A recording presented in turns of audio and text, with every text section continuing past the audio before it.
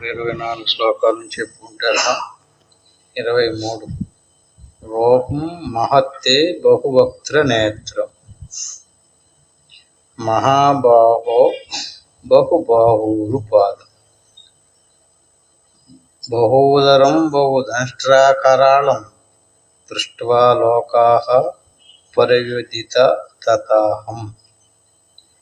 రూపం మహత్తే బహువక్త్ర నేత్రం అంటే మహత్తరమైనటువంటి అనేక రూపాలు,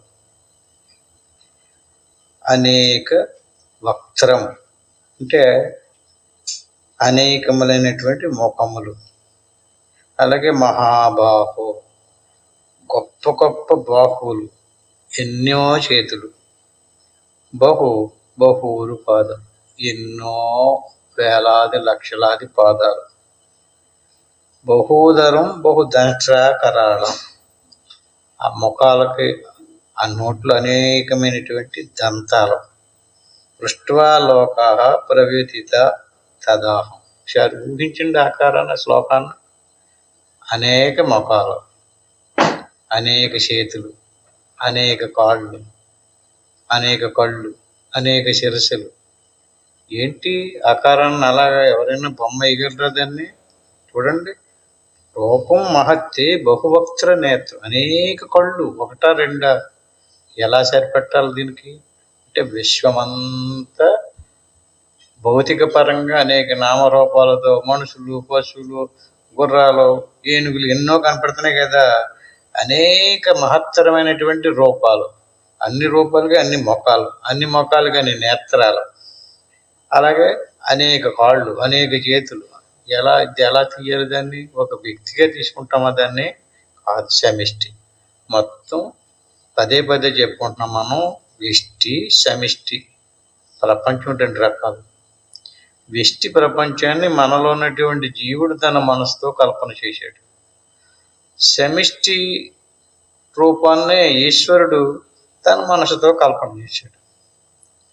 ఈ సందర్భంగా ఒక ఉదాహరణ చెప్పుకుందాం. భాగవతంలో కృష్ణుడు విష్ణుమూర్తి యొక్క అవతారం కదండి, గోవులను కాసేవాడు. ఆ గోవులను ఆ పిల్లలతో ఆడుకోవటము ఇలా చేస్తుంటే బ్రహ్మదేవుడికి ఒక అనుమానం వచ్చింది. ఈయన ఏంటి అతని స్వరూపాన్ని మర్చిపోయి ఆ పిల్లలతోటి నేను ఒక పిల్లోడుగా ఆటలు ఆడుతున్నాడు, కొంచెం మనం ఈయన్ని ఆట ఆడిందాం అనుకున్నాడట. అనుకుని ఏం చేశాడంటే అండి, ఆ ఆవుల్ని ఆవుల్ని మేపేటటువంటి ఆడుకునే కుర్రాడు ఉంటారు కదా, వీళ్ళందరినీ సడన్గా మాయం చేశాడు. కృష్ణుడిని మాయం చేయలేదు, అక్కడ కూర్చోబెట్టాడు.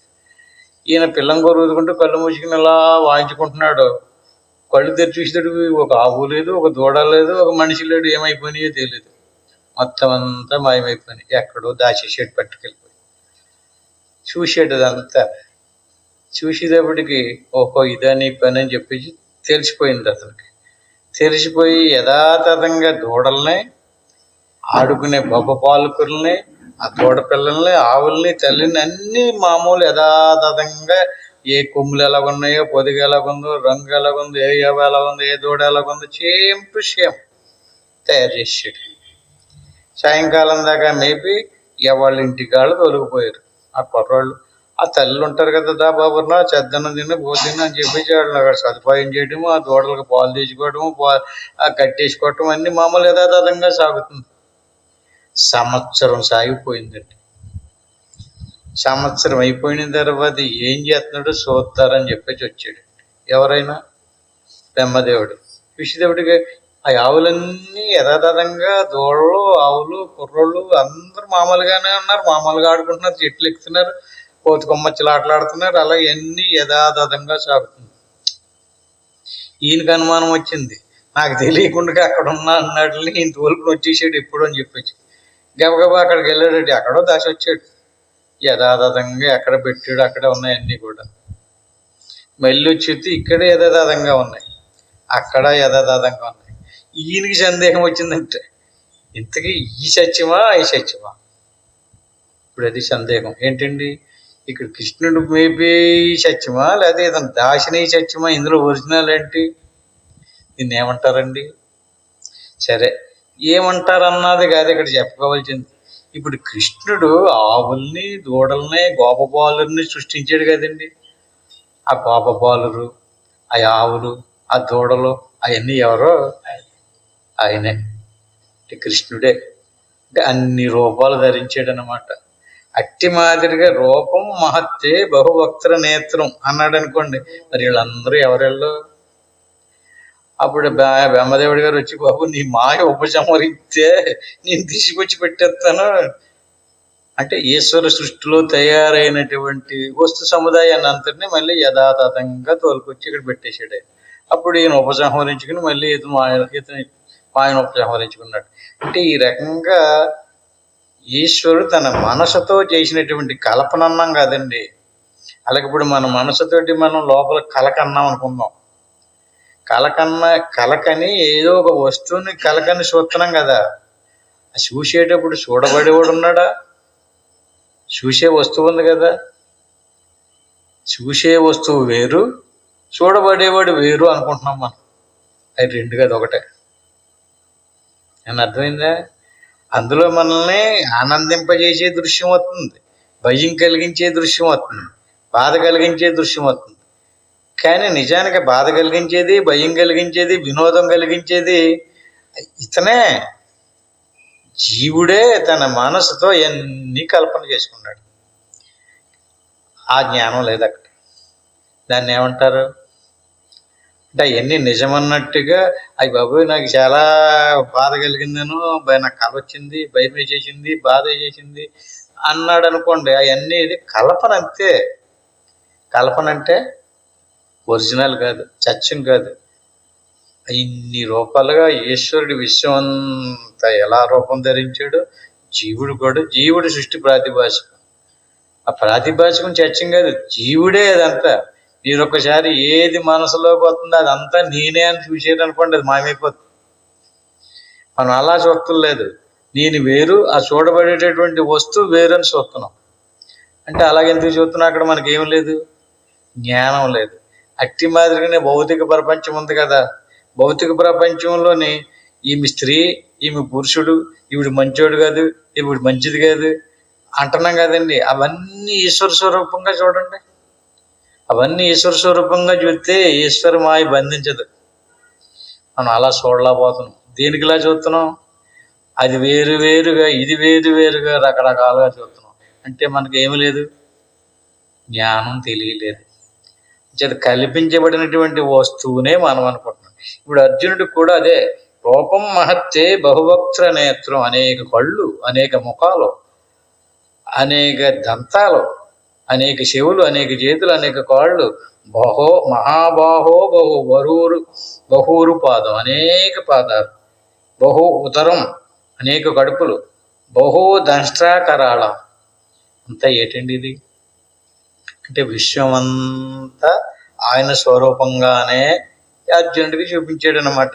అప్పుడు ఆయన అల్లిపోయాడు. అలాగే నభ సృశం దీప్తం అనేక వర్ణం, వ్యాత్తాననం దీప్త విశాల నేత్రం, దృష్ట్యహిత్వాం ప్రవ్యదిదాంతరాత్మ, ధృతిం న విందామి శమం చ విష్ణు. ఇంత చూడండి, మనిషికి అంత విశ్వాన్నంతటినీ ఒకే రూపంగా చూడలేడు, కొంతే చూడగలుగుతాడు. అంచేత ఈ రకంగా చూస్తుంటే ఏమనిపించదు? మన కళ్ళలో అయినా సరే ఏ వస్తువు ఆ వస్తువు వేరువేరుగా కనిపించినప్పుడు మనకి మంచి సుందరమైన రూపం కలిగినప్పుడు ఒక ఆనందం కలిగింది. జుగుప్సాకరమైనటువంటి రూపాన్ని చూపించింది అనుకోండి, అది ఇది కూడా బయట నుంచి ఏమీ రాలేదు కదా. అదంతా కల్పన మన మనసు చేసిందే. కానీ మన మనసు చేత సృష్టించబడిన వస్తువును చూసుకునే మనం గగురుపాటు చెందుతుంటాం. అట్టి మీదనే విశ్వరూపాన్ని అంతటినీ కూడా చూచి సర్వజీవరాశుల వక్త్ర నేత్ర బహూరు పాదోదర దంశలసే భయంకరమకు విశ్వరూపమును చూసి లోకములు భయపడుతున్నాయి. లోకమంతా ఆయన స్వరూపమే. అంచేత నీ ఆజ్ఞ అనుసరించి ప్రవర్తించుతున్నాడు. నేను కూడా ఈ విశ్వరూపంలో నేనును, నాలో కూడా నీ విశ్వరూపమును ఉన్నందున మార్పులను కలిగించుచుండు తుదకు స్థూల శరీరమును సంహరించుచు మరలా ఇంకొక స్థూల శరీరమును ధరించుచు పోషించుచున్నానని భయపడుతున్నాను.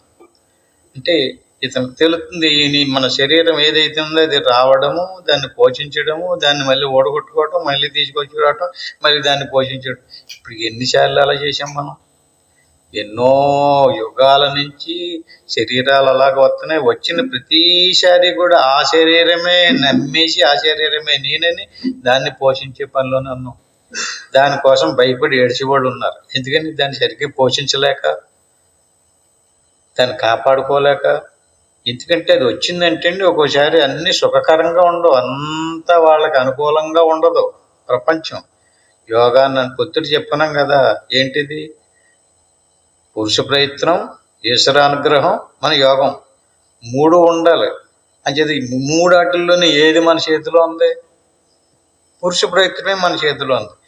అంచేత సత్యం తెలుసుకుని పురుష ప్రయత్నాన్ని వదలకుండా మనం అభ్యాసం చేయాలి.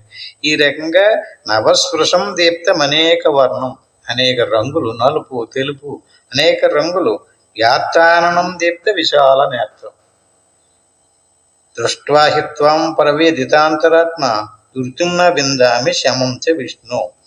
ఈ రకమైనటువంటి ఈ నామరూపాలతో కూడుకున్నటువంటి దీన్ని దృశ్యము అంటాం. దృశ్యాన్ని వదిలి దృక్కును చూశాడు అనుకోండి సుఖం. దృక్కును వదిలేసి దృశ్యాన్ని చూశాడు అనుకోండి బాధ, భయం. ఏమన్నా అర్థమైంది మాట?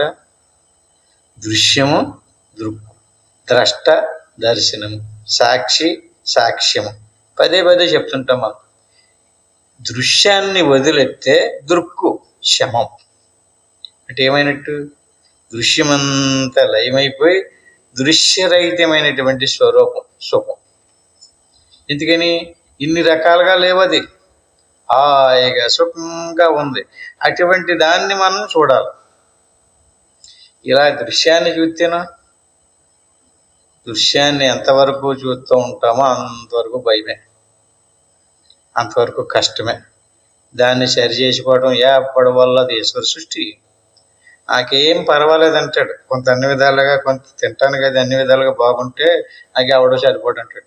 10 రోజులు పోయిన తర్వాత ఏమయ్యా బాబంటే బాగుండి అంత అన్ని బాధలు అన్ని సమస్యలు అంటే. ఎందుకంటే జీవితం ఎప్పటికీ సరి సమానంగా ఉండదు. సంసారం, భార్య భర్త పిల్లలు అన్ని అనుకూలంగా ఉండవు. ఈ దృశ్య సముదాయాన్ని అంతటిని వదిలి దృశ్య సముదాయానికి ఆధారంగా ఉన్నటువంటి దృక్స్వరూపాన్ని ఎవడైతే చూశాడో అక్కడ శమం, సుఖం, ఆనంద స్వరూపం.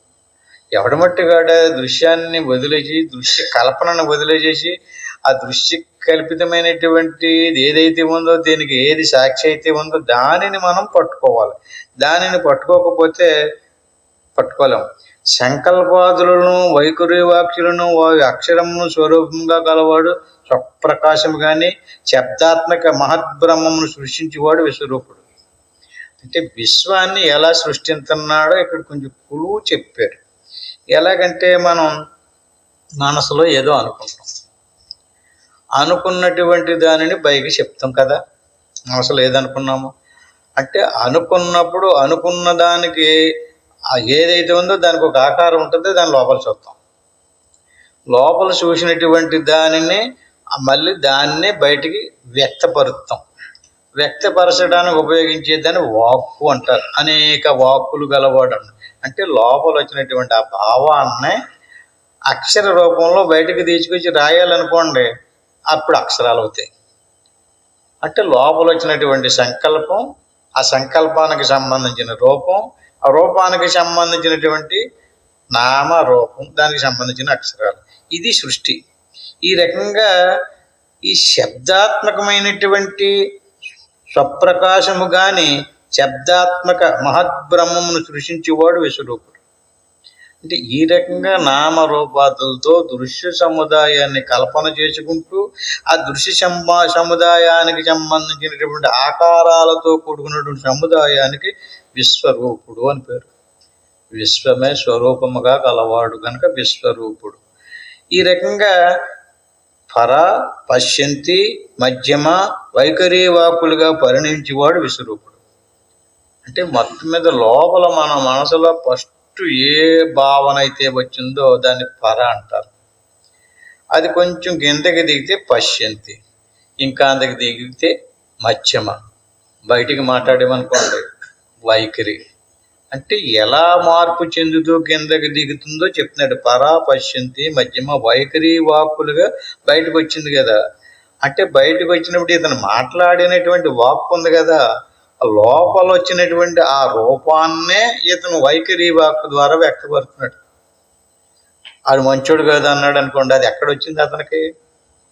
లోపల వచ్చింది. అబ్బాయి అతను చాలా మంచోడు అండి అంటేనా, అది ఎక్కడొచ్చింది? అది హృదయంలోనే పుట్టింది. ఆ హృదయంలో పుట్టినటువంటి దాన్ని, ఆ భావాన్ని అక్షర రూపంలో, వాగ్ రూపంలో బయటకు తోసుకొస్తున్నాడు. అనితి శ్వతజ్ఞనైన అననం అన ప్రాణనే, దీనిచే స్వపత్య బ్రతుకుదురు కనుక అననం. నోరు అంటే ఆ వాక్కుని బయటికి ప్రపంచానికి చూపించాలంటే నోటు ద్వారా బయటకు తీసుకొస్తున్నాడు. అంటే అనేక తెరువబడినటువంటి నోరులు గలవాడు ఈశ్వరుడు. అంటే అందరిలోనే అలాంటి కల్పన జరుగుతుంది. అంచేత నీ ఈశ్వరత్వంచే జీవరాశి బ్రతుకును. ఈ రకంగా అన్ని దృశ్యాలని వదిలేసి శమనం శమ ఉపశమే, ఈశ్వర యోగమును చూచి వాయురంతరాత్మ భయపడుచున్నది, ధైర్యమును శమమును పొందలేకున్నాం. అన్ని దృశ్య సముదాయాలని వదిలెత్తే సుఖస్వరూపం. దంట్ర కరాళానిచ తే ముఖాని దృష్టైవ కాల నరసన్నిభాని దిశో నజానే లవేశ శర్మ ప్రసీద దేవేశ జగన్నివాస. ఈ రకంగా లోకమంతా కోరలచే భయంకరమైన ప్రళయ కాలానల సన్నిభమైన నీ ముఖములను చూసియే దిగ్గురము చెందునాను, సుఖము నొందలేకున్నాను. దేవ జగన్నివాస ప్రసన్నుడు కమ్ము. అంటే ఈ రకంగా దృశ్య సముదాయాన్ని చూపించుకున్నాకు. చూపించేనా ఈయన ఏం కోరుతున్నాడు? దృశ్యరహితమైనటువంటి ఆనందాన్ని ఇచ్చేటటువంటి సుఖ స్వరూపాన్ని. ఇప్పుడు మనందరం అదే కోరుతున్నాం, కానీ రావటం లేదు. మీరు చెప్పినట్టుగా మాకు అవుతులేదండి, మనసు ఏదేదో తీసుకొచ్చేస్తుంది, ఆ ఏది తీసుకొస్తుందో దాన్నే చూస్తున్నాం, మేము ఎంత ప్రయత్నం చేస్తున్నామో, ఎంత కష్టపడుతున్నామో, ఎంత సాధన చేస్తున్నామో అంటున్నాం. ఈయన కూడా ఏమంటున్నాడు? దీనివల్ల సుఖం లేదు. దీనివల్ల ఈ రకమైనటువంటి ఈ నోళ్ళు, కూరలు, కాళ్ళు, చేతులు, అవయవాదులతో ఇంత పెద్ద విశ్వ ప్రపంచాన్ని చూచి గజగజ వణుకుతున్నాడే కానీ సుఖాన్ని, శాంతిని పొందడం లేదు. ప్రపంచాన్ని, ప్రపంచ వస్తువుల్ని, ప్రపంచమందరూ దృశ్య సముదాయమును చూచి ఎవడు కూడా సుఖపడ్డాడు. ఇందుకని ప్రపంచాన్ని పరిశీలించి చూడండి. ఇది నిరంతరము నదిలో నీరు ప్రవహించినట్టుగా సముద్రంలోకి నీరు ఎలా పోతుందో అలాగా మృత్యులోకి పోతుంది. ఈ కనిపించేటటువంటి దృశ్య సముదాయం ఏది నిజం కాదు. ఆ దృశ్య సముదాయంలో మనం ఒకళ్ళం కదా. ఇప్పుడు మరి ఇది ఎక్కడ నిలబడుతుంది? ఇది ఏదో నిజమనుకుని, ఇదేదో సత్యమనుకుని దీనికోసం చాలా జాగ్రత్తలుగా దీన్ని అందరూ మెచ్చుకునేటట్టుగా తన స్వార్థానికి అనుకూలంగా మాట్లాడుతూ, స్వార్థానికి అనుకూలంగా పనులు చేస్తూ, కర్మలు చేస్తూ చిక్కుకుంటున్నాడు. అదే బంధం. అంటే తన స్వార్థాన్ని తీసి పక్కన పెట్టండి, అంత సుఖంగా ఉంటుంది. కానీ వదలడం. ఎవడైతే ఈ దేహభావాన్ని వదలలేదో వాడికి జ్ఞానం పట్టుకోదు. జ్ఞానం పట్టుకోవాలంటే ఇది నిజం కాదు. ఇది దేన్నైతే చూసుకుని నాకు ఎవడో చెప్పడానికి సరిపోడు, నేను ఊరందరికంటే గొప్పవాడు, నేను ఊరందరికంటే మంచివాడిని అన్నాడు అనుకోండి, అది నిజం కాదు. అది అక్కడ ఏమొచ్చింది? అహం వచ్చింది. అహం ఎందుకు వచ్చింది? తన క్షేమం కోరి. ఏంటి తన క్షేమం? తన శరీరాభిమానంతో తనకి మేలు జరగాలనే కోరతాడు. ఎంత చేవో గిరి గీసుకున్నాడు, దాన్ని సంసారం అంటారు.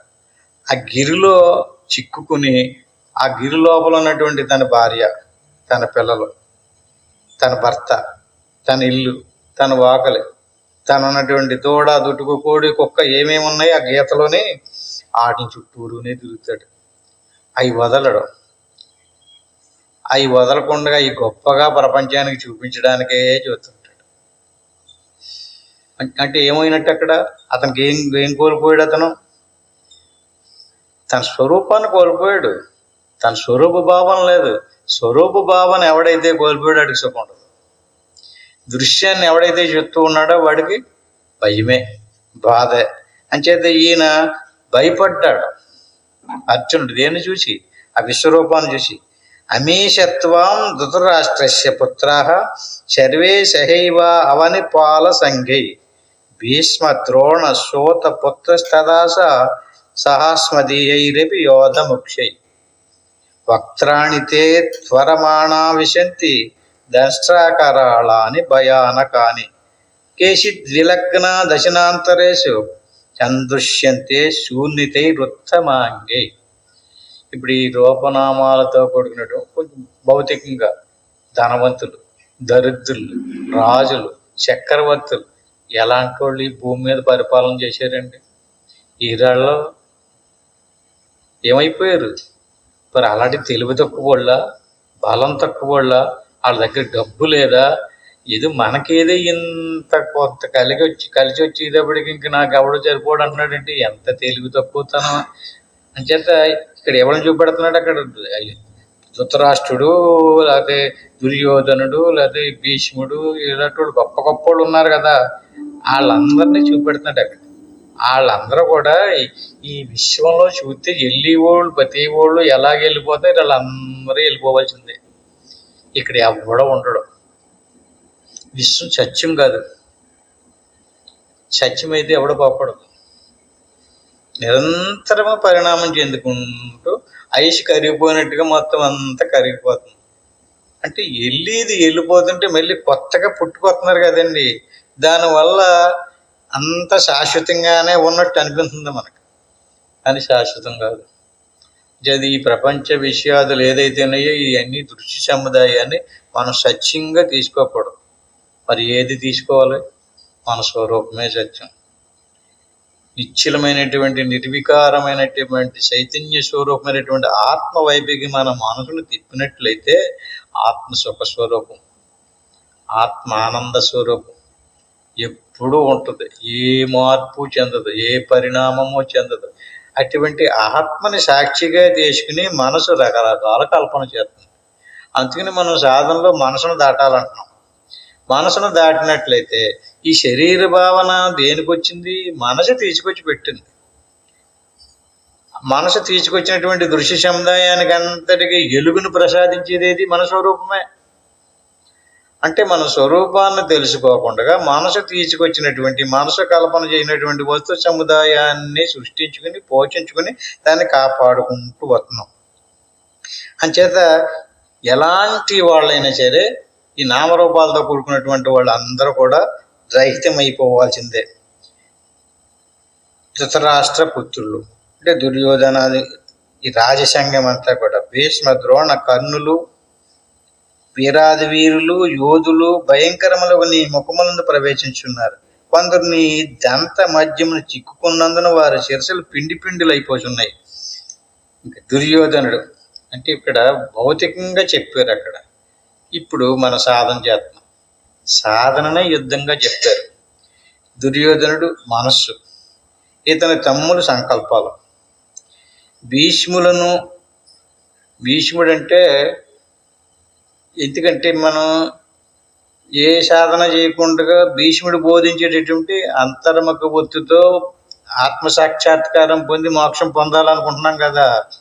నిజానికి అలాంటి మోక్షం పొందాలనుకునేటటువంటి భావన కూడా తప్పే. ఆత్మ బంధంలో పడలేదు, ఆత్మ బంధించడం లేదు, తెలియటము తెలియకపోవటమే. అంటే భీష్ముడు అనగా ఏంటి? ఇంతకనే బిభేదిది భీష్మ అంటే మోక్షం పొందాలనుకున్నటువంటి వాడే భీష్ముడు. మోక్షం పొందడం ఏంటి? నేను ఆత్మస్వరూపుణ్ణి అయితే నాకు మోక్షం ఎక్కడ? నాకు మోక్షం ఎందుకు? మోక్షం ఎవరికి? శరీరానికి మోక్షం లేదు.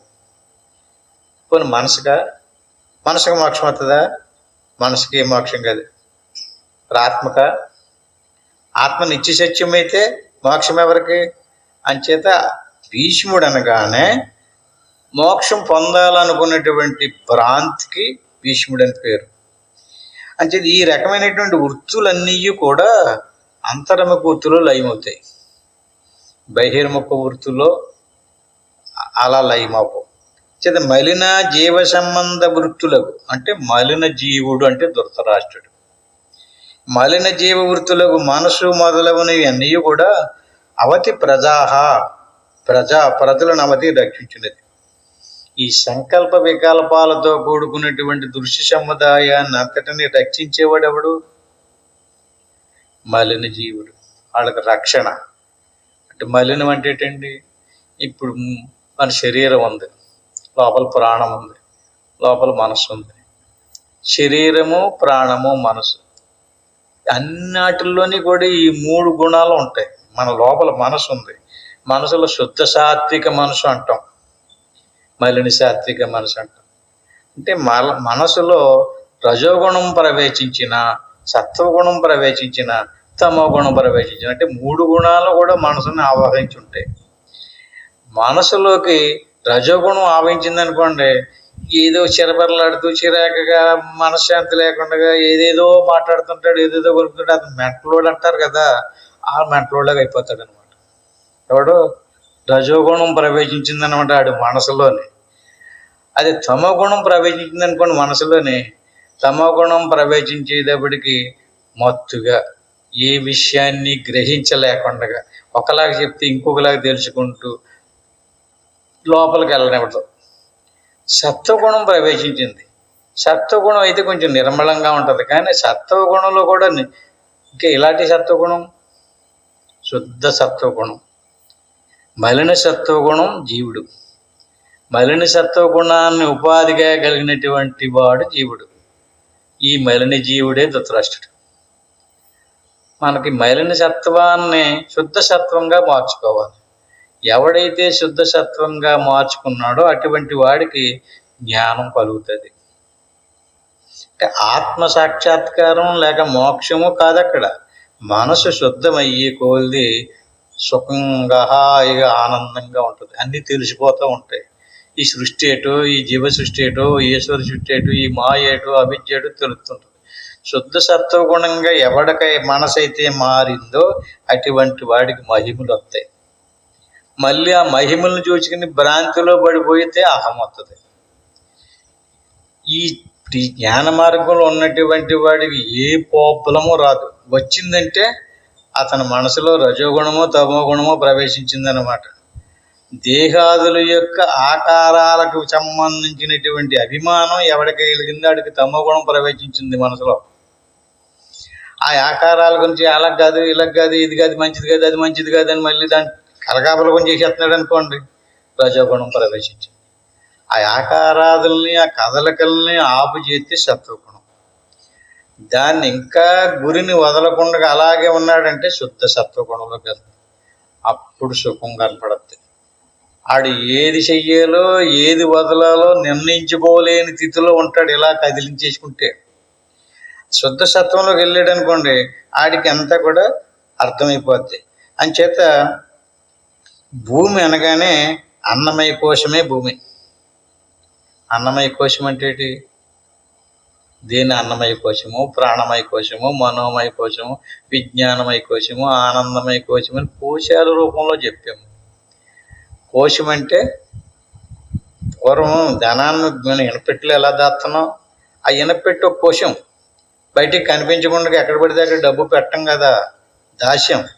ఆత్మని కనపడకుండా కప్పడానికి పంచకోశాలు ఉన్నాయి.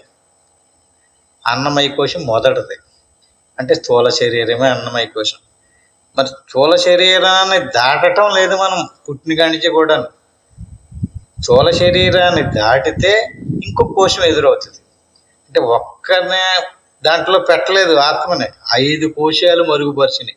అన్నమయ కోశాన్ని దాటితే ప్రాణమయ కోశం, దాన్ని దాటితే మనోమయ కోశం, దాన్ని కూడా దాటితే విజ్ఞానమయ కోశం, దాన్ని దాటితే ఆనందమయ కోశం.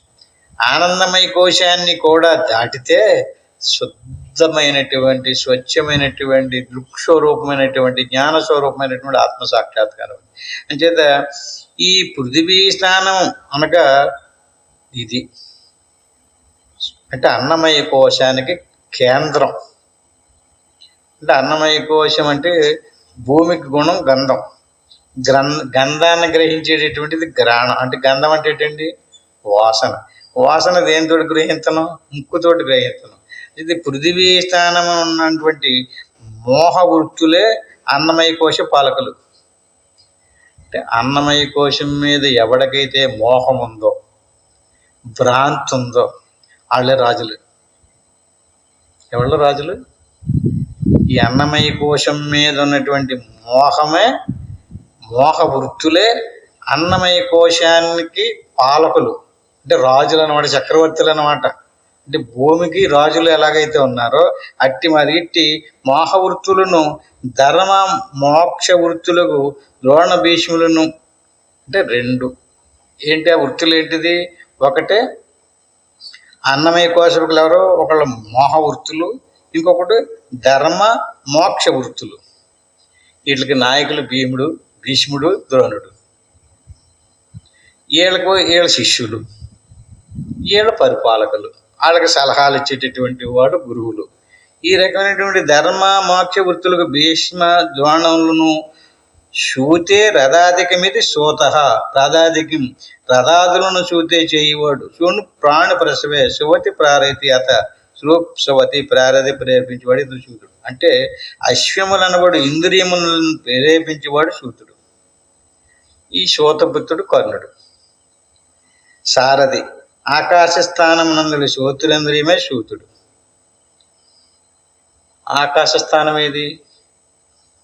వినడం. ఎవడన్నా బయటికి సమాచారం ఏదన్నా చెప్తున్నాడండి, శివ కోసేసుకుని ఇంకా అక్కడి నుంచి కదలడు కదా. అతను ఎవడో? శూతుడు. శూతుడికి పుత్రుడు ఎవడో? కర్ణుడు. ఆడు సొంత పుత్రుడు కాదు, దత్తపుత్రుడు. అంటే కర్ణుడు శూతుడికి పుట్టలేదు. వినికిడి చేయగలిగే పరిణామము కర్ణుడును. మోహ శోకములో పాల్గొనిన యుద్ధ వీరులకు అజ్ఞాన సుజ్ఞాన వృత్తులను. అంటే ఈ రకంగా అజ్ఞానం వల్ల వృద్ధిపరుచుకున్నటువంటి వృత్తులు కానీ, జ్ఞానంతో వృద్ధిపరుచుకున్నటువంటి వృత్తులు కానీ, ఇవన్నీ కూడా పాండవులు, కౌరవులు. ఇప్పుడు యుద్ధం ఎవరికి? అజ్ఞానజనితమైనటువంటి వృత్తులు, జ్ఞానజనితమైనటువంటి వృత్తులు. మొత్తం పాండవులు, కౌరవ సైన్యం పాండవ సైన్యం అంతా చచ్చిపోయింది కదండి యుద్ధంలోనే. చివరికి అందరూ పోవాలి మోక్షం పొందాలంటే. అజ్ఞాన సుజ్ఞాన వృత్తులను కోరలచే భయంకరమకు ఆత్మ యొక్క స్వరూపమున వక్రములందు ప్రవేశించి లేనవుతున్నారు. ఎవడైతే వదిలిపెట్టకుండా ఉంటే, ఒకప్పుడు మన మనసు ఎలాంటి ఆలోచనలు తీసుకొస్తుంటే ఒకప్పుడు ఎలాంటి ఆలోచనలు తీసుకొస్తుంటారు. వాటిని గమనించకుండా గురిని వదలకుండా ఉంటే వాళ్ళు కూడా అజ్ఞాన జనితమైనటువంటి సుజ్ఞాన జనితమైనటువంటి వృత్తులన్నీ నశించిపోతాయట. కొందరు బహిర్ముఖ వృత్తులను పాలిటి మృత్యువైన అంతర్ముఖ వృత్తి అనబడి కోరల మధ్య నలిగా చేయబడుతున్నారు. అంటే బహిర్ముఖ వృత్తులు, అంతర్ముఖ వృత్తులు. అంటే జ్ఞానం లేకపోతే బహిర్ముఖం అయిపోయామనుకోండి, బాహ్య సంబంధమైనటువంటి వృత్తులకి చిక్కుకుని మనం సాధన వదిలిపెట్టేస్తుంటాం. అంటే ఇటువంటి బహిర్ముఖ వృత్తులన్నీ కూడా అంతర్ముఖానికి తిరిగినప్పుడు ఆత్మలో విలీనం అయిపోతున్నాయి. ఈ రకంగా ఎలా విలీనం అవుతున్నాయో ఇక్కడ మళ్ళీ ఉపమానం చూపెడుతున్నాడు. యథా నదీనాం బహుయోంబు వేగ సముద్రమేవాభిముఖా ద్రవంతి. యథా నదీనాం బహోంబు వేగ సముద్రమేవాభిముఖా ద్రవంతి తదా తవామి నరలోక వీరా విశంతి వక్తాన్యభి జ్వలంతి. సముద్రాన్ని ఉపమానంగా చూపించారు. యథా నదీనాం అంటే నది, సముద్రం. నదిలోనున్నటువంటి నీరు వేగాతివేగంగా ప్రవహించుకుంటూ ఇందులోకి ప్రవేశిస్తుంది, సముద్రంలోకి పోతుంది. సముద్రంలోకి పోయిన తర్వాత సముద్రం అయిపోతుంది. అట్టి మాదిరిగా సముద్రమేవాభిముఖా ద్రవంతి. ఆ సముద్రం యొక్క నీటిలో, ద్రవం అంటే నీటిలో కలిసిపోతుంది, ఇంకా అప్పుడు నది ఉండదు. అట్టి మాదిరిగా తథా తవామి నరలోక వీరాహ. ప్రపంచాన్ని అంటే దీన్ని భౌతికము, ఆధ్యాత్మికం రెండు రకాలుగా చూడండి. భౌతికంగా చూద్దాం. భౌతికమైనటువంటి రాజులు, చక్రవర్తులు, నాకెవడో సరిపోడు, నేను కోటీశ్వరుని, నేను లక్షాధికారిని అన్నవాళ్ళు కానీ ఎక్కడికి పోతున్నారు వీళ్ళందరూనే? నదిలో నీరు ప్రవహించుకుంటూ సముద్రంలోకి పోయినట్టుగా బాల్యము, కౌమారము, యవ్వనం, వార్ధక్యము పరిణామం చెందుకుంటూ సముద్రంలో కలిసిపోయిన నీరులాగా వృక్షులో కలిసిపోతున్నారు. ఎప్పటి నుంచి? మన తాత ముత్తాతలైనా తెలివి తక్కువ వాళ్ళ, బలం తక్కువ వాళ్ళ? ఎందుకు పోయారు? సముద్రంలో పోయారు. అట్టి మాదిరిగా తదా తవామి నరలోక వీరహ ఈ ప్రపంచంలో. కానీ లోపల ఉన్నటువంటి బహిర్ముఖ వృత్తులు, అంతర్ముఖ వృత్తులు, శుద్ధ శాత్విక వృత్తులు, మలిన శాత్విక వృత్తులు. అంతర్ముఖ వృత్తితో సాధన చేసినప్పుడు వృత్తులన్నీ లయమవుతాయి. అంతర్ముఖ వృత్తితో పని లేదు. ఆడు మామూలుగా ఊరు వాడ చక్కబెట్టుకుంటూ పోగొట్టుకుంటూ నాకెవడో సరిపోవడని చెప్పి తిరుగుతూనే ఉన్నాడు. ఆడిని వదిలేస్తుందా కాలం? ఈశ్వర సృష్టి. ఈశ్వర సృష్టిలో శరీరాలు పోయినాయి కదండి. సముద్రంలో నది కలిసిపోయినట్టుగా చనిపోయారు కదండి. లయం అవ్వలేదు. వాళ్ళు మళ్ళీ జన్మకొస్తారు. అంతర్ముఖ వృత్తులు లయమయ్యారు అనుకోండి, మళ్ళీ రారు. అంచేత విశ్యంతి వక్తాన్యభిజ్వలంతి. ఇప్పుడు మన అంతర్ముఖ వృత్తి కలిగి నిత్యము సాధన చేసుకుంటే, సాధన చేసినటువంటి వాళ్ళందరూ కూడా ఆత్మలో విలీనమయ్యి అనుకోండి. వృత్తులు బహిర్ముఖ, అంతర్ముఖ వృత్తులు, శుద్ధ శాత్విక, మలిన శాత్విక వృత్తులు అన్నీ లయమైపోయేదాకా వదలకుండా కూర్చోవాలి. మీరు చెప్పినట్టు కూర్చుంటున్నాం కానండి, అలా వరుసగా వచ్చేస్తుందండి. పెద్ద సైన్యం వేసుకుని రాజుగారు వచ్చేస్తున్నట్టుగా. ఇంకా రాజుని గెలవడం మాకు సాధ్యం కావట్లేదు అంటున్నాం. కానీ ఓర్చుకోవాలి. ఓర్పు కలిగి ఉండాలి. దాన్నే శమము అంటారు. శమము, దమము, ఉపరతి, తితీక్ష, శ్రద్ధ, సమాధానము, ఇవన్నీ చక్కగా తెలుసుకుని ఒక్కొక్కటి తెలుసుకొని వదిలిపెట్టకుండా ప్రయత్నం చేయాలి. ఇంకొక ప్రమాదం ఉంది. అలా ప్రయత్నం చేస్తుంటే నిద్ర వస్తుంది. అది శత్రువే. నిద్రపోకూడదు. మెలుగు కలిగి ఉండాలి. అలాగని చెప్పి మెలుగు కలిగి ఉండమన్నారని చెప్పి ఆ కథలు ఈ కథలు వాళ్ళకంతా కూర్చున్నాడంటే చూడండి. శివరాత్రికి మెలుగుగా ఉండాలంటారు కదా. ఎలాంటి మెలుగు అది? శివరాత్రి నాడు మెలుగుగా ఉండాలంటారు కదా. ఎందుకని? శివుని యొక్క రాత్రి. ఎలాంటి మెలుగు అది? నిద్ర అవ్వకుండా సినిమాలు పెట్టుకుని చూడమా. శివ జాగరణం అంటారు. జాగరణం అంటే ఏంటండి? శివ జాగరణం. శివుని యందు దృష్టి కలిగి ఉంటే శివ జాగరణం. అంటే శివుని యందు దృష్టిని వదిలేసి సినిమాలో, షికారులో నిద్రపోవద్దు అన్నారు కదని చెప్పి అది జాగరణే. కానీ ఎలాంటి జాగరణ? దృశ్యం వైపుకి తిరిగిన జాగరణ ఆయన చెప్తే అక్కడ పేరు చూడండి ఒకసారి. ఏ జాగరణ? శివుని యందు మెలుగు కలిగి ఉండడం శివ జాగరణ. అంటే శివుని యందు లేదు జాగరణ. ఆ తెలివి శివుని యందు లేదు. దేని మీద ఉంది? సినిమా మీద ఉంది. లేదా పాటలో పద్యాలు ఏదో పాడతాడు. అది శివ జాగరణ అవ్వదు. అట్టి మాదిరిగా ఈ వృత్తులన్నీ లయమైపోయిదాకా వదలకుండా ఎవడ కూర్చున్నాడో అటువంటి వాడికి మనసు లయమైపోయిందంటే గత జన్మకి రాడు. యదా ప్రదీప్తం జ్వలనం పతంగా. ఇంకొక ఉపమానం చెప్తున్నాడు. విశ్యంతి నాశాయ సమృద్ధ వేగా తదేవ నాశాయ విశంతి లోక తవాపి భక్తాన్ని సమృద్ధ వేగా. ఇంకొక చిత్రం ఏంటంటే అండి, యథా ప్రదీప్తం జ్వలనం పతంగా. పతంగం అంటే మిడతలు. ఎప్పుడైనా చూసారు మీరు మిడతల్ని? దీపాలు వెలిగించిన కార్తీక మాసంలో దీపాలు వెలిగిస్తారు కదా. ఎన్ని పురుగులు వచ్చి చచ్చిపోతాయి. ఎప్పుడు చూడలేదు మీరు? ఆ పుణ్యం వస్తుందా వాళ్ళకి పాపం వస్తుందా? దీపాలు వెలిగించినటువంటి వాళ్ళకి మరి చచ్చిపోయినటువంటి పురుగులు అన్నటికి సావుకి ఎవరు కారణం? దీపాలు వెలిగించిన వాళ్ళే కదా. యథా ప్రదీప్తం జ్వలనం పతంగా. ఆ దీపాన్ని చూసి పండు అనుకుని ఎంత వేగంగా వచ్చి ఆ రెక్కలు అందులో కాల్చుకుని చచ్చిపోతాయంటే ఇంక స్పీడ్గా. యథా ప్రదీప్తం జ్వలనం పతంగా విశంతి నాశాయ సమృద్ధ వేగాగా. అంటే ఎంత స్పీడ్గా వచ్చి ఆ పండు అనుకుని ఆ దీపం ఎలుగులో పడిపోయి కాలిపోయి చచ్చిపోతాయి. అంటే దానికి ఏం తెలలేదు. ఈ దీపం దగ్గరికి వెళితే అది పండుగ. అది అందులోకి వెళ్తే మనం చచ్చిపోతాం అన్న జ్ఞానం లేదు అని. అంతేనా? జ్ఞానం ఉంటే ఒక్క పురుగు వస్తుందా? రాదు కదా. ఒక్కటి కూడా రాదు. మనం దీపాలు వెలిగించుకొచ్చి హాయిగా బ్రహ్మాండంగా అట్లా జ్ఞానం లేదు. తదైవ నాశాయ విశంతి లోక. ఈ లోకంలో ఉన్నటువంటి మనుషులందరూ కూడా మిడతలు ఎలాగైతే దీపంలో పడి చచ్చిపోతున్నాయో వీళ్ళు కూడా అలాగే అజ్ఞానంతో ఎందులోకి వెళ్ళిపోతున్నారు, మృత్యులోకి వెళ్ళిపోతున్నారు అంటున్నాడు. అంటే ఒక్కడికి జ్ఞానం లేదా? అందరూ అలేనా? అందరం అంతే, సేమ్. ఆ మిడత కంటికి దీపం కాంతివంతంగా కనపడి ఎలాగైతే పడిపోయిందో ప్రపంచం యొక్క మాయలో పడిపోయామా.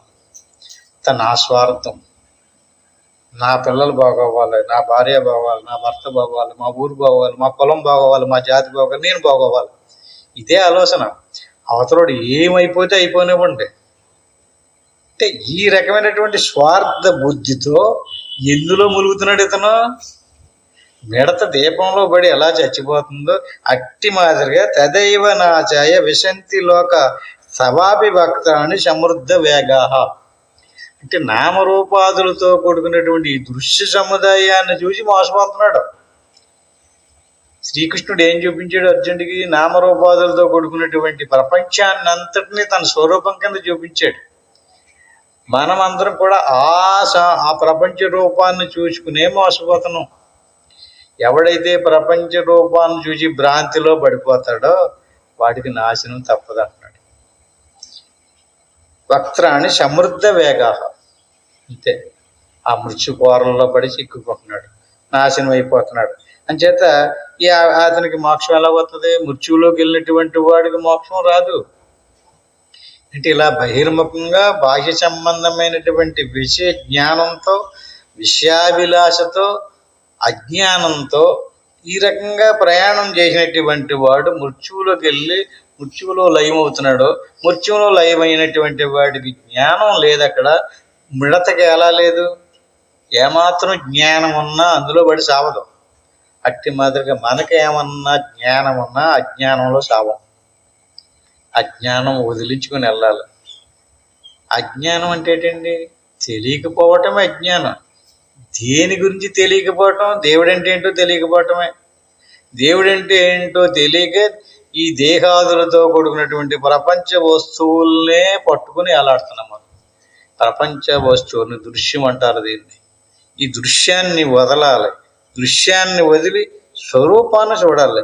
లేలిక్షసే గ్రస మానసమంత లోకాన్ సమగ్రాన్ వదనజ్వలద్భి తేజోభిరాభిర్వ జగత్ సమగ్రం భావస్థవాగ్ర ప్రతపంతి విష్ణు.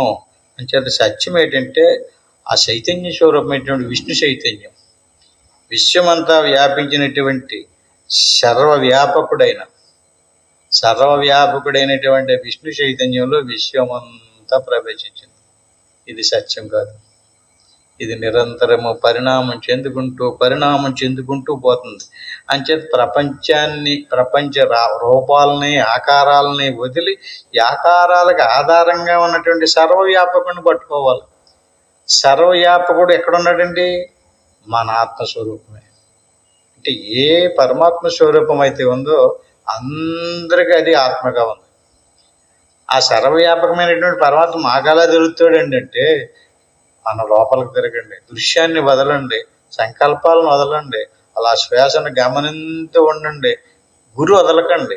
గురి వదలకుండా ఎవడైతే ఉంటాడో అటువంటి వాడికి లోపలికి ప్రవేశం అవుతుంది. అఖ్యహిమేకో భవానుగ్ర రూపో నమోస్తుతే దేవర ప్రసీద విజ్ఞాతుమిచ్చామి భవంతమాజ్యం నహి ప్రజానామి తవ ప్రవర్తం. అంటే ఈ రకమైనటువంటి భయంకరమైనటువంటి ఈ రూపమేంటి, ఈ రూపాలేంటి, ఇది భయం కలిగిస్తుంది. సత్యం తెలియకుండా చేస్తుంది. ప్రపంచ వస్తువులను చూస్తున్నాం అనుకోండి, మనకి జ్ఞానం కలగదు. ఖాళీ అందుకని అప్పుడప్పుడు కొంచెం ఏకాంతంలో పోవాలి. ఇలాంటి జ్ఞానాన్ని గుర్తుకు తెచ్చుకోవాలి. ఏకాంతంలో కూర్చొని ఏంటి ఇదంతా, ఏంటి ఈ వింత, ఏంటి ఈ విశ్వం, ఏంటి విశ్వాన్ని చూస్తూ నాకేం పర్వాలేదండి అనుకుంటే కుదరదు. మాయ చేస్తానే ఉంటుంది. అంచేత ఈ విశ్వ నామరూపాలతో కూడుకున్నటువంటి దాన్ని నీలో నువ్వు ఎంతెంత లీనమవుతారో అంతంత దేవత్వము దేవత్వం లభించును. అంటే నీలో నీవు ఎంతంత లీనమవుతావో నీకు అంతంత దేవత్వం లభించుండును. దేవుని యొక్క తేజస్సును పొందక బాహ్య ప్రవృత్తులైనటువంటి వారు తమ దేవత్వమును పోగొట్టుకుందరు. మళ్ళీ ఒకసారి ఏంటండి, బయటికి తిరిగాడు అనుకోండి, ఏం పోగొట్టుకుంటున్నాడు? తన దేవత్వాన్ని పోగొట్టుకుంటున్నాడు. అతను దేవతా స్వరూపం. అది ఇప్పుడు ఎవరో ఏదో అన్నారని పీకేసి లాగేసి తెంపేస్తున్నాడు అనుకోండి, దేన్ని వదిలేసాడు? అతను తన స్వరూపాన్నే వదిలేసుకుంటున్నాడు. సుఖ స్వరూపమైనటువంటి దాన్ని వదిలేసుకుని ఏదో నన్ను అలా మా ఆవిడ అలాగనేసింది, మా ఆయన ఎలాగనేసాడు, ఆ ఇరిగోడు అలాగనేసాడు, పొరుగోడు ఎలాగనేసాడు అనుకుంటే ఏమవుతుంది? ఏం పోగొట్టుకుంటున్నాడు? అతను దేవత్వాన్ని పోగొట్టుకుంటున్నాడు. ఎందుకు పోగొట్టుకున్నాడు? పట్టుకున్నాడు దాన్ని. దేన్ని వదిలితే ఏమీ లేదు, వదిలితే హాయిగా సుఖం ఉంటుంది, వదలదు. అంచేత బాహ్య ప్రవృత్తులైనటువంటి వారు దేవత్వాన్ని పోగొట్టుకుంటారు. అలాగే మనుషులు సైతము బ్రహ్మనిష్ఠ ఎందు గొప్పగా నిలిచిరేని దేవత్వము నందుదురు. అంటే ఈ బ్రహ్మనిష్టను వదిలిపెట్టకుండా, ఇసుపు పొందకుండా, వేళ కుదరకపోతే రేపు, రేపు కుదరకపోతే ఎల్లుండు, మళ్ళీ మళ్ళీ మళ్ళీ మళ్ళీ వదలకుండా ఎవడైతే ప్రయత్నం చేస్తాడో అటువంటి వారు మహాత్ములు సైతము బహిర్ముఖుతులు పడిదేరనుకోండి. అంటే అతను చాలా గొప్ప పండితుడు లేకపోతే మహాత్ములు అంటుంటారు కదా, అలాంటి మహాత్ములైనటువంటి వాళ్ళు కూడా బహిర్ముఖ వృత్తుల్లో పడితే దేవత్వం పోగొట్టుకుంటారు. ఎంత అజ్ఞానైనా సరే, ఎంత అలుపులైనా సరే, ఎవరైతే అంతరముఖ వృత్తిని వదిలిపెట్టకుండా గురులో లీనం అయ్యారో అటువంటి వాళ్ళు అందరూ కూడా దేవత్వాన్ని పొందుతారు. ఎంత మహాత్ములైనా సరే వాళ్ళ గొప్పతనాన్ని నష్టపరుచుకుంటారు. కనుక దేవతలు కూడా దేవదేవుడు గుడిసే దేవదేవుడిని వేదములు పలుకుచుండటం వల్ల సర్వమును చైతన్య స్వరూపమే. అటువంటి చైతన్య స్వరూపం నీ ఆత్మలో ఉంది. నీ ఆత్మస్వరూపమే చైతన్య స్వరూపం. అంచేత చైతన్య జలించి మార్పు నొందుచు తొదకు లయము గుడిసే భయంకరుడకు నేనెవరనో ఎరుగు తెలియకుండా ఉన్నారు. అంటే నా స్వరూపం తెలుతులేదు. ఎందుకని? చైతన్య స్వరూపమే ప్రతిదానికి ఆధారం. మనసు కదలడానికి, ఆలోచించడానికి చైతన్యం లేకుండా మనసు ఏమీ చేయలేదు. కళ్ళు చూడలేవు, చెవులు వినలేవు. అంచేత జీవత్మనకు ప్రయత్నింపగా అంతర్ముఖ వృత్తుడు నన్ను పొందుడికే నాకు నమస్కారం చేసినట్లు. ఫోటో దగ్గరికి వెళ్ళి లేదా విగ్రహం దగ్గరికి వెళ్ళి చేతులు ఎత్తేసి నమస్కారం చేసేస్తే నమస్కారం అయిపోతుంది అంటలేదు. ఇక్కడ ఏం చెయ్యాలి? అంతర్ముఖ వృత్తుడు నన్ను పొందుటే నాకు నమస్కారం చేసినట్టు. బహిర్ముఖం అంటే అది ఉపమానం అంతే. ఏం చేసామండి? దేవుడి గుళ్ళోకి వెళ్ళి దేవుడి విగ్రహం దగ్గరికి వెళ్ళి కళ్ళు మూచుకుని చేతులు రెండు కలిపాం కదా, దానికి ఏం పేరు? నమస్కారం అంటున్నాం కదా. నా మహా, నా మహా అంటే ఏంటి? నా అంటే మహా అంటే జీవత్వం. నా అంటే నన్ను పొందటానికి కాదు, నిన్ను పొందటానికే. ఆ రకంగా దేవుడికి నమస్కారం అంటే లోపలికి తిరిగి అజ్ఞాన వృత్తులను అణుచుకుని ఎవడైతే వదిలిపెట్టకుండా లోపలికి ప్రయాణం చేసాడో నమస్కారం అవుతుంది. అట్టి వారు ఎప్పుడునూ గురుకీలులో కూర్చును నా యందు లీనమగునట్టి ప్రసన్న ప్రవృత్తిని ప్రసాదించుచున్నాను. మనం ఏమి కోరుకోక్కర్లేదు, మనం గురి వదలకుండా పట్టుకోవడమే. సృష్టి తిథి లయ తిరోధానుగ్రహకర్తలకు బ్రహ్మ విష్ణు రుద్ర ఈశ్వర సదాశివులకు నేను మూల పురుషుడును. 5 మంది దేవుళ్ళు ఎవరండి? ఇప్పుడు నిన్న పంచబ్రహ్మలు అంటారు. ఎవరు? మళ్ళీ ఒకసారి చూడండి. సృష్టి కలిగించేవాడు కూడా సృష్టి తిథి తిరోధాన అనుగ్రహకర్తలకు బ్రహ్మదేవుడు, విష్ణుమూర్తి, రుద్రుడు, ఈశ్వరుడు, సదాశివుడు. సదా అంటే ఎప్పుడు శివస్వరూపం అనమాట. ఈ 5గురికి కూడా నేను మూల స్వరూపం అంటే ఆత్మస్వరూపం. నేను అనాద్యుడను, సర్వులను నన్ను తెలియగోరుచున్నారు. నాలో లీనమైనటువంటి స్థితిని అనుభవించిన వారు కూడా నేను జ్ఞేయమొకటకు అంతర్ముఖ వృత్తిని సంపాదించుకోవాలి. ఎంత పాండిత్యం తెలిసినప్పటికీ, ఎన్ని శాస్త్రాలు తెలిసినప్పటికీ ఎవరికైనా సరే దేవుణ్ణి తెలుసుకోవాలంటే అంతర్ముఖ వృత్తిని సంపాదించుకోవాలి.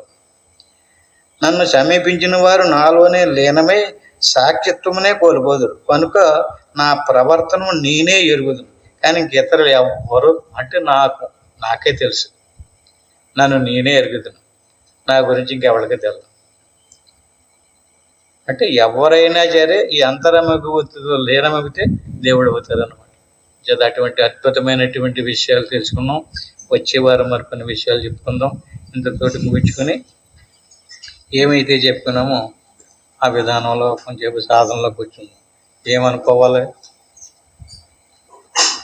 ఇలా చక్కగా ప్రశాంతంగా కూర్చుని గురుడు బ్రహ్మ, గురుడు విష్ణు, గురురేవ మహేశ్వర, గురువు సాక్షాత్తు పరబ్రహ్మ, తస్మై శ్రీ గురువే నమః. దీన్ని గురుమంత్రం అంటారు. దీన్ని ఒకసారి అనుకోవాలి, ఓం నమ శివాయ. దీన్ని పంచాక్షరి మంత్రం అంటారు. దీన్ని 3 సార్లు అనుకోవాలి. ఆ పని ఏమీ అనుకోకుండా ఇప్పుడు చెప్పినట్టుగా అంతరమకు వద్ది సోహం భావ ధ్యానం. సో అంటే అది, అమ్మ అంటే నేను. ఈ రకంగా నిద్రపోకుండా ఏమీ అనుకోకుండా నేను ఓంకారం చెప్పేదాకా అలా చక్కగా శ్వాసను గమనిస్తూ ఉండండి. ఓం తత్సత్.